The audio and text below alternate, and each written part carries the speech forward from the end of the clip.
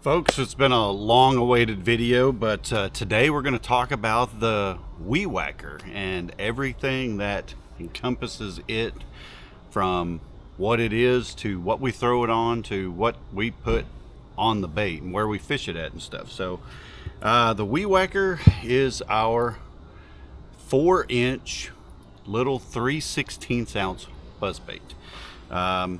And you know, we want to make sure we tell everybody kind of the size of this thing. It's only 4 inches in length. It weighs 3/16 of an ounce. When it is rigged, it weighs a ½ ounce. When you start putting creature baits and frogs and stuff like that on there, there's some frogs that we put on here that make it weigh up to almost 3/4 of an ounce. But that is the little bait that everybody has been talking about. This is the one that we introduced in 2024, July 2024, and it has taken off considerably since then. So what did we want out of this bait when we built it? Obviously, we wanted a compact, small buzz bait that was very subtle, but had some sound to it. So that is essentially what you're getting, is a small buzz bait that has a bead on here that this blade clicks against, like so. And it puts out more sound than you think it would, but it isn't loud. You know, it's more of just a little ticking or clicking sound coming across the water when it's dialed in just right. Loop tie on the top of it, just because the R bend on it, just a regular R bend on it, you'd be constantly retuning it, and we kind of want to have that whole same thing that we have with our bushwhackers and our M1s and stuff like that, of being able to throw this thing quite a few times and not retuning the bait. So we put the loop tie on here. It does make it a little bit stronger bait down to it, because the loop tie it's all machine done. We have everything is, you know, done. This is all custom built here for us and stuff like that. So it is a little bit of a lighter wire, and we have our reasons for that, but it is extremely durable because of some of the components we put in here. It does have a sleeve right here going into the head, and that has two purposes. Obviously, one is to make sure the bead stays in proper position for the blade to hit it. And also, the sleeve goes down into the head all the way to the connection, so that way this bait is stronger at its weakest point, which would be right here at the base of the head right there.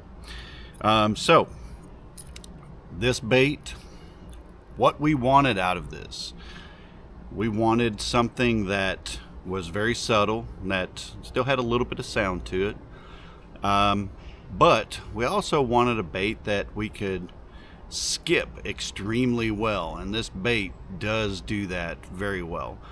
With the correct trailers on there, this bait can skip for just for a long way up underneath docks. We've had actually people complain that they go completely out from underneath the other side of the dock. So we're going to show you some trailers that do really well with that and help this bait excel.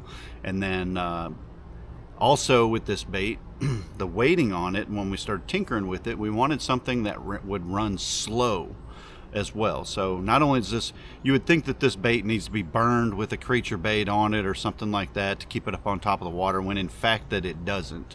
You know, with something with claws on it, you know, like this, it's got a lot of appendages on it, they're going to slow the bait down, but the blade does just enough weight on it to help keep the bait up and all that kind of stuff. So lots of work went into all the components over here to make sure that this bait would do it. But also, we wanted the bait to be heavy enough to where it could be burned with the proper trailers on there.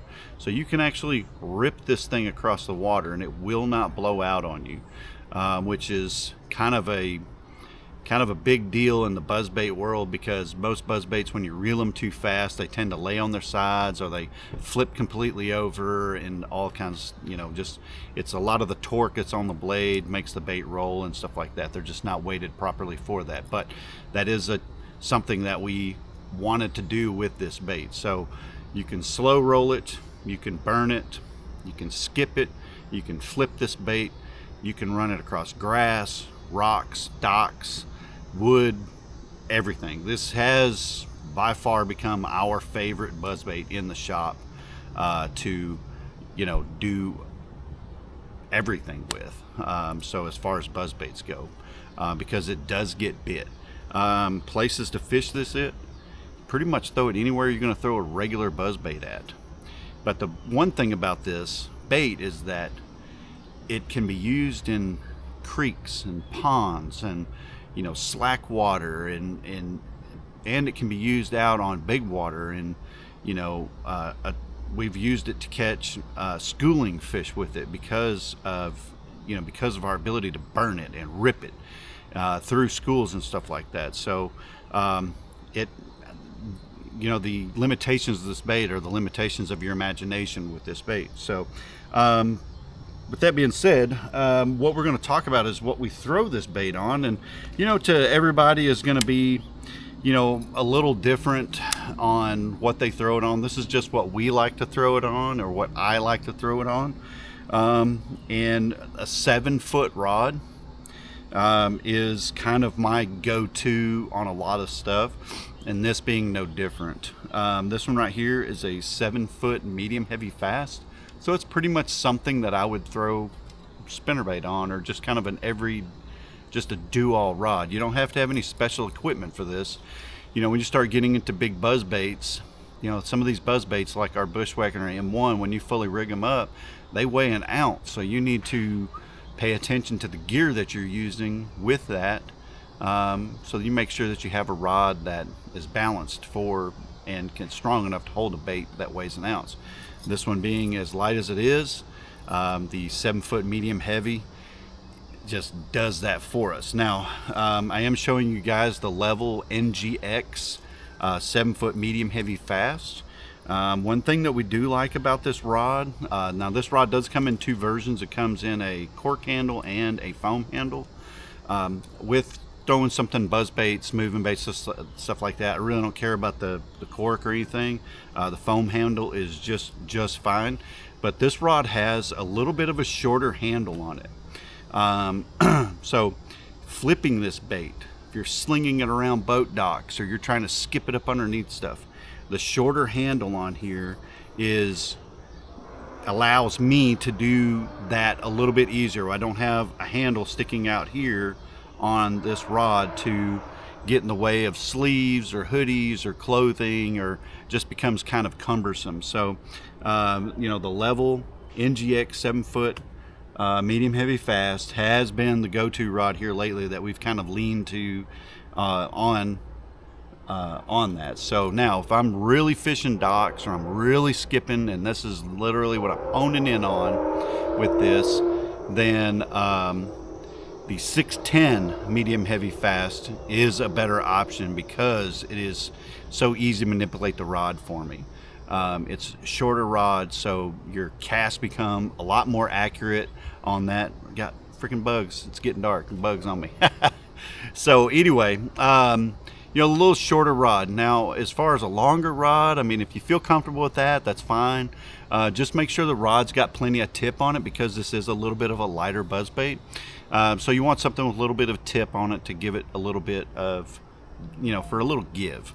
The line on here that I'm using is, this one, particularly on this one, is a 17-pound fluorocarbon. We use fluorocarbon and monofilament on there. It's more manageable with that lighter bait. I do use braid occasionally if I know I'm going to be in thick grass or pads or anything like that, where I'm going to need to horse that bait out a little bit. And the bait is strong enough to withstand, you know, the force and the shock that braid's going to give you. One thing that we have advised people, if you are going to use braid, is this twist tie up here. Braid likes to get wrapped around it because braid is really limber. So we take bobber stops, and we actually run bobber stops up the line on here.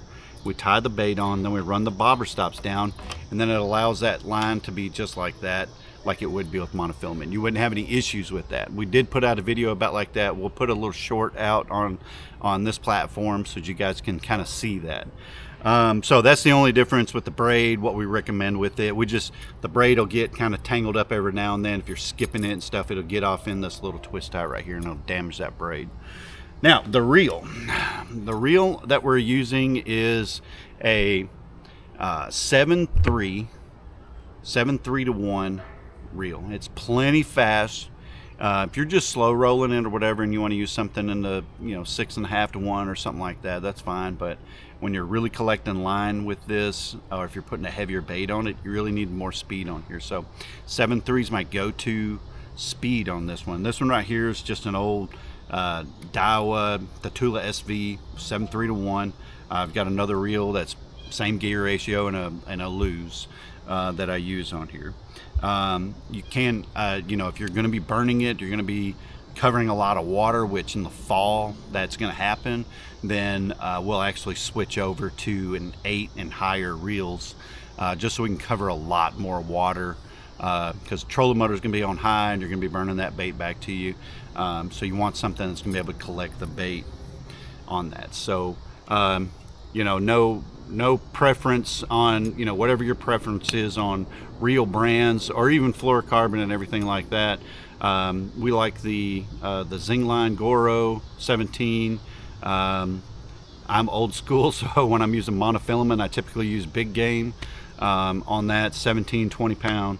And then also Seaguar. We use the Seaguar Red Label or Invisex on that. So now, with that being, let's talk about some of the trailers that we actually run on here. So we have multiple style trailers, and you may find a trailer that you like the best for it to fit you. So but we have plenty of options on it, and unfortunately we have a lot on our website that are for this, and I don't have any in my boat right now. But we're gonna, some of the trailers I've ran out of and I just haven't restocked, but we're gonna kind of give you the gist of probably 3-4 brands that we use on stuff. So first off, we're going to throw out the one that will surprise the crap out of you, and that is the horny toad. We actually throw a horny toad on this little bait, and it will pick it up. It'll yank it straight up out of the water. The bait skips exceptionally well, and the reason why such a heavy big bait will go on this is because there's a lot of mechanics that are working together with that. You'll actually will slide that over the head. Just make sure that you don't impede on that bead right there, because you want to, unless you're not really worried about it, but the bead right there is basically where the blade's gonna swipe past the wire here, and it's also going to give you your sound. So if you do put anything you put on there, just make sure you put it up like right to the edge of the head, and that's it. Don't push it up any further than that. You're going to have problems on the blade, bead's not going to click, and all that kind of stuff. But the horny toad is actually built to be run on the surface of the water. You can tell by the design of it. There's no salt in it. The tails don't drag it down or anything like that. So it is literally made to come up on top of the water. So the buzzbait and the toad both work together to get that big bait up on top of water. So it is really interesting. It's surprising how far up underneath docks that you can burn that bait. It's not going to blow out on you or anything like that. So now that's as far as big baits, and you can try other ones. We've tried a lot of other ones. That one's our favorite one. Now we do have some other frogs that we like, and we're going to start out with one that we actually helped build for the Weed Whacker, and that is from Tactical Fish Co. Now I'm going to put a link down here to our website for Tactical Fish Co. We keep all these in stock, and this is called the Tac Toad, and it's 3.5 inches. When it's running, it's 3 3/4 inches, and it's just this little bitty toad, just like this right here. But if you'll notice, there's no hook slot in this bait whatsoever. It's got a good solid body to it, and there's no paddles on the tail. It's just got little speed tails on it, so it's not going to drag the bait down on here. So essentially it's got a blunt nose on it, so this bait can be run very slow, and you're just going to feed this all the way through. And like I said, we're going to push this up over the head like so, and then boom, there's your frog right here, a little tack toad on there. And this thing skips really well because it's got a flat belly on it. So you can get this thing way up underneath cover, up underneath boat docks. Tactical Fish Co. is over in South Carolina, so they're no stranger to cypress trees, boat docks, Lake Hartwell type stuff over there. So a lot of big spotted bass and whatnot. So the next one we're going to talk about is one that we kind of stumbled on, and that is going to be the that's going to be from Burtech. So Burtech's company out of Tennessee. We'll put a link down for this particular color right here because we had this color custom poured for us, and this is called Ghost Whacker, and it's a gray color with silver and black glitter all in it. And we did that because of the gray ghost that is available from, that's a gray ghost is a color that we really liked. Gray ghost, kind of a color like this. We liked it in the horny toad, so we wanted something scaled down, something different. So it's got glitter in it instead of that big flake and stuff like that in there. So it's got the rib body on this right here. This bait is very durable, and it will skip fairly well, but the legs are kind of long on here. So we do say that if you are going to be skipping it, just use the body, pull these two appendages off on the side, and just use the appendage in the middle right there, and then that bait will skip flawlessly on through there. But this is one of those baits that casting it around, it obviously looks like a shad kicking around on top of the water. So this is actually, I've had these in the boat because I'm actually going to be throwing them on the river for the next couple of months. I'm going to be throwing this in a pearl color out there on this right here. But this is custom to us. We have a very limited stock on this, and if we sell them all, we'll just get more made. But this will still go all the way up over the head on here, and you can see how flat this bait is. It's nice and flat, and that's one of the features that we did on the Weed Whacker. If you'll notice on here that the keepers are sideways, and that is to accommodate for thin baits like so, like a Z-Craw from Zoom, or a Cave Cricket from Bait Cave Customs, all that type of stuff. That's why we had that run down like that. So the last trailer I'm going to talk about is from NetBait, and we just recently got our hands on these. I didn't even know they were making it, but it is a BF Toad Junior, and it is a 3.5 inch bait.